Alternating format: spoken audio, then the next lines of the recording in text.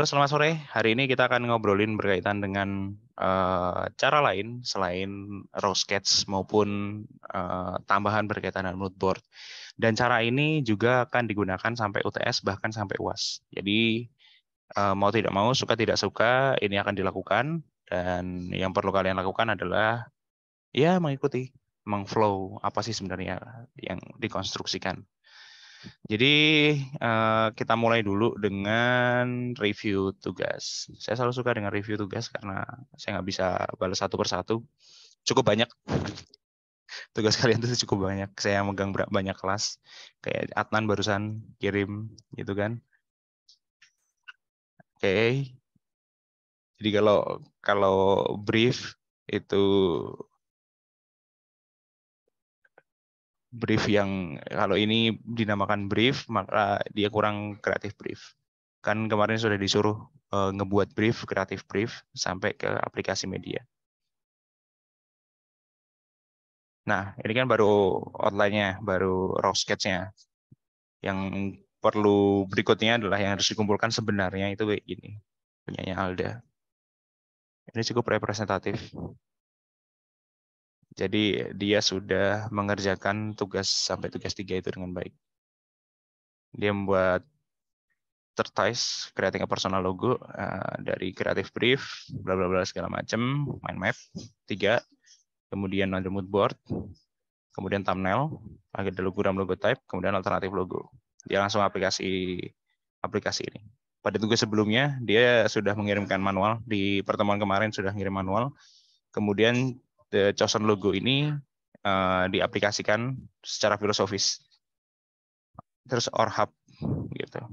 Media choice-nya juga sudah kemarin ketika pertemuan dan dia sudah diaplikasikan. Asik kan? Itu tugas yang sebenarnya saya harapkan gitu. Jadi itu semua saya tunggu hari ini. Kemudian materi yang akan kita dapatkan atau kita pelajari hari ini adalah materi yang sudah di-share di LMS dan GCR pada pertemuan kemarin ketika luring. Di LMS sudah ada bonus materi. Kenapa disebut sebagai bonus materi? Karena hakikatnya kalau kita pada pertemuan kemarin itu ketika luring itu belajar logogram dan logotype itu terus diaplikasikan. hanya menggunakan aplikasi yang perbanyak dalam artian aplikasinya cuma memperbanyak logogram, memperbanyak logotype, ya 40 logogram, 40 logotype dan lain-lain itu terus menerus diproduksi. Nah, pada mata kuliah di KV2 sebenarnya targetnya hanya sampai pada logo untuk sebelum UTS. Dalam artian how to create a logo, bagaimana membuat logo, kemudian proses step by step-nya itu sudah dijelaskan juga kemarin gitu. Dan memang dasarnya dari itu yang kemudian bisa kalian kembangkan dari ciri khas masing-masing. Nah, salah satu cara untuk mengeksplorasi dari bentuk kata menuju visual disebut sebagai morphological metric salah satunya. Selain kemarin, ini padanan katanya atau kegiatan yang setara dengan morphological metric ini adalah rock sketch atau thumbnail sketch.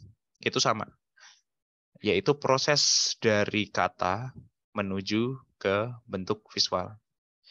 Nah, morphological metric merupakan cara lain dari eksplorasi thumbnail dan konsep logo.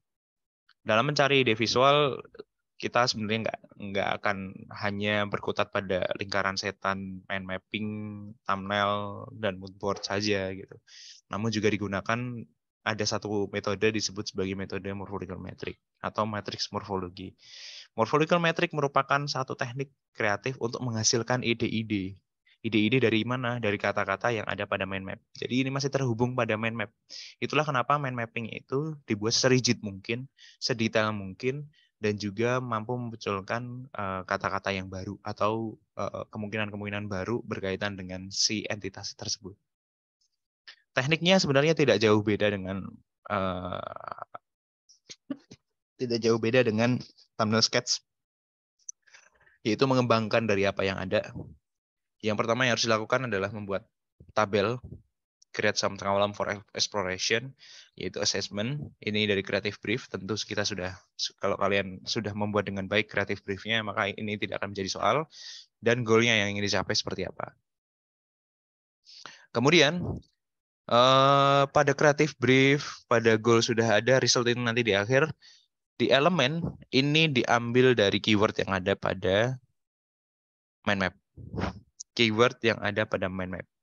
Kemarin saya sudah mengarahkan keyword sama keyword di mind map itu jangan lebih dari 3-5. Cukup itu saja, 3-5. Nah, kalau di morphological metric bisa lebih berkembang lebih banyak. Artinya tidak hanya berkengkang atau berkutat pada 3-5 keyword yang bisa dikembangkan. Aturan berkaitan logotype, logogram ini bebas. Mau logotype-nya doang, mau logogramnya doang, atau mau berkaitan dengan kombinasi juga nggak masalah. Tidak ada aturan baku di dalamnya. Hanya saja eksplorasinya akan terfokus sesuai dengan mind mapping. Nah, plus dari morphological metric ini adalah terfokus pada mind map yang sudah, keyword yang sudah diambil dari mind mapping. Sedangkan thumbnail sketch itu eksplorasinya lebih bebas plusnya. Tapi minusnya ya agak bingung ngambilnya yang mana. Saya pikir dari beberapa dari kalian sudah mengalami hal itu. Gitu. Harapan saya dua-duanya mampu dikuasai, saling melengkapi, mana yang dibutuhkan. Nah, itu yang berkaitan dengan morphological metric. Jadi ketika kombinasinya belum sesuai dengan idenya, maka diulang lagi step 1 sampai step 3. Buat lagi yang banyak. Kemudian buat kolom. Kemudian mendapatkan kombinasi visual ide dari konsep yang akan dikerjakan. Dan ketika sudah ada bentuk yang cocok, bentuk yang kira-kira itu mampu mewakili dari entitas, maka itu yang dipilih. Begitu untuk yang morphological metric. Kalau yang thumbnail sketch kan bebas, dibebasin. 360 gitu. Ya udah, nggak apa-apa. Tapi kan itu bisa melatih kalian. Itu materi pertama. Materi berikutnya adalah tentang mood board. Jadi mood board yang kemarin kalian buat masih mood board yang paling dasar. Kenapa paling dasar? Karena itu dibuat hanya sebagai pemicu visual dari DKV 1, kemudian masuk DKV 2 awal. Sebenarnya mood board itu kalau dalam DKV 2 itu terbagi menjadi 6. Di mana mood board merupakan analisis tren visual atau panduan yang menginspirasi kreator dalam mendesain. Mood board merupakan elemen termasuk warna, huruf, gaya visual, dan lain sebagainya. Biasanya perkembangan mood board ini berdasar pada setiap project yang ada. Kayak mood board logo itu akan berbeda dengan mood board ilustrasi, akan berbeda dengan mood board cergam, akan berbeda dengan mood board videografi. Mood board yang pertama di DKV 2 untuk membuat logo itu yang pertama adalah tone and manner. Tone and manner board ini merupakan mood board penentu terhadap gaya visual, warna, huruf yang akan diacu. Jadi misal bentuknya kayak gini. Ada warna, ada gambar gitu. Kemudian contoh yang kedua kalian bisa cek juga. Contoh yang ketiga juga sama, contoh yang keempat juga ada. Contoh 5 juga ada. Jadi bisa detail menggunakan huruf apa dan lain sebagainya. Keenam juga ada. Mood board yang kedua adalah customer profile board. Customer profile board itu apa sih? Customer profile board merupakan gambar-gambar atau foto yang memperlihatkan target market atau konsumernya. Baik dari penampilan, gaya, kebiasaan, barang yang dipakai, dan lain sebagainya. Habit juga di dalamnya. Contoh, customer profile. Target customer, women. Age berapa, penghasilan berapa, etnikal apa, psikografi seperti apa. Kemudian mood board yang ketiga adalah project profile board. Project profile board merupakan mood board yang digunakan untuk menampilkan barang-barang ataupun menu, kalau makanan ataupun jasa, ataupun serve yang dihadirkan oleh si entitas gitu. Contoh kopi. Kopi ada bentuk kopinya, ada cangkirnya, kemudian ada bentuk coffee and cake-nya, makanan-makanan, suasana apa namanya, suasana kopi dan lain sebagainya. Berbeda antara project profile board dengan past project profile board.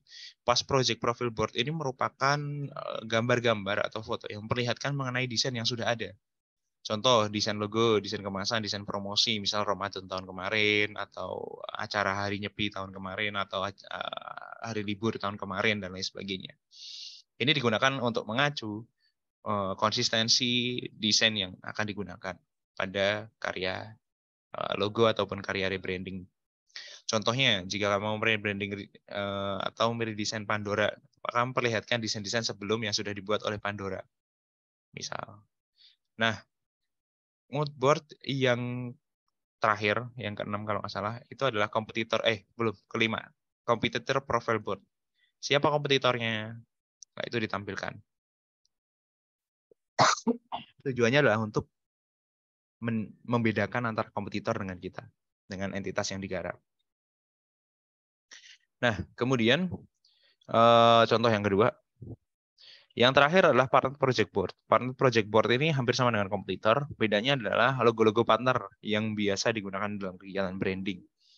Kalian bisa bayangkan misalkan restoran ya dia biasanya akan berpartner dengan Gojek, dengan Grab, dengan Shopee Food dan lain sebagainya. Atau kalau kegiatan misalkan event organizer akan berkolaborasi atau berpartner dengan IO besar macam Mata Air, Mata Visual dan lain sebagainya. Jadi itu bisa disandingkan. Nah, biasanya partner ini beda spirit gitu. Maksudnya beda bidang dengan konstruksi kita, tapi saling membantu. Nah, itu pengembangannya. Jadi pengembangan mulai dari thumbnail maupun dari mood board. Untuk next berikutnya, kalian akan diharapkan untuk bisa menyelesaikan itu dengan baik. Saya akan tunjukkan bagaimana eksplorasi menggunakan morphological metric untuk bisa ada pandangan gimana sih sebenarnya bentuknya gitu. Jadi di sini tuh semua tugas-tugas anak tahun kemarin juga ada. Mulai dari kajian seni rupa sampai ke DKV 2 gitu.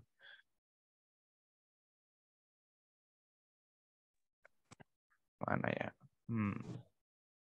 Oh, ada UTS, sudah ada UTS.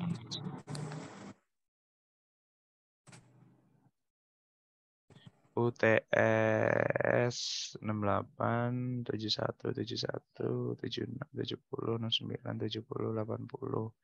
Nah, ini 92 nih. Lupa. Nah, UTS-nya ini kakak tingkat kalian, anak siang.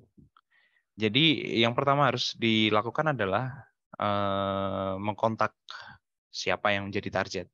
Saya selalu menyarankan untuk mengkontaklah orang yang kalian kenal, yang gampang untuk bisa ditemui. Karena setelah kalian kontak, kalian minta izin, kalian akan riset dengan dia. Gitu. Minta izin dan screenshot-nya atau kalau pertemuan itu diobrolkan. Mulai dari klien brief-nya, ketika kalian membuat kreatif brief, konsultasi dengan klien, dan lain sebagainya. Nah, kemudian dari klien brief ini dieksplorasi menjadi kreatif brief, yang kemudian di mind map-kan, dan dicari tone and manner, project profile board, past project board, ini nggak lengkap mood board-nya, dan dibuat morphological metric, kayak gini morphological metric-nya. Picture ID-nya apa. Gitu. Terus kemudian dibuat alternatif. Akhirnya dibuat alternatif ini itu atas persetujuan dari si klien. Jadi akan ada komunikasi intens kalian dengan klien. Contoh yang lain. Ini udah jelas ya. Ada thumbnail, kemudian ada thumbnail, morphological metric, alternatif logo, kemudian chatting dengan klien, pilihan onward 20.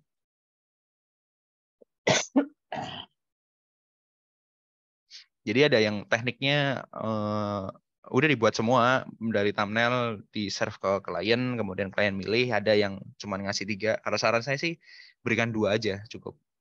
Itu akan sangat mempermudah untuk tugas kalian, juga mempermudah mereka yang milih. Contoh yang lain. Jadi dibuat morphological metric kayak gini. Di warna apa? Ya di warna boleh, enggak juga nggak apa-apa. Dan kemudian setelah alternatif ini, kalian izin berkaitan dengan pemilihannya, pilih yang mana, kemudian yang final akan ditentukan untuk UTS. Jadi untuk UTS ini, kenapa saya di forum kelas itu sudah saya sudah saya wanti-wanti adakah yang bisa digarap karena itu nanti yang akan digunakan untuk UTS. Jadi pastikan mulai besok, pertemuan besok, kalian sudah mendapatkan, klien sudah mendapatkan izin, sudah bisa screenshot. Well, sampai di sini. Mau ada yang perlu dipertanyakan?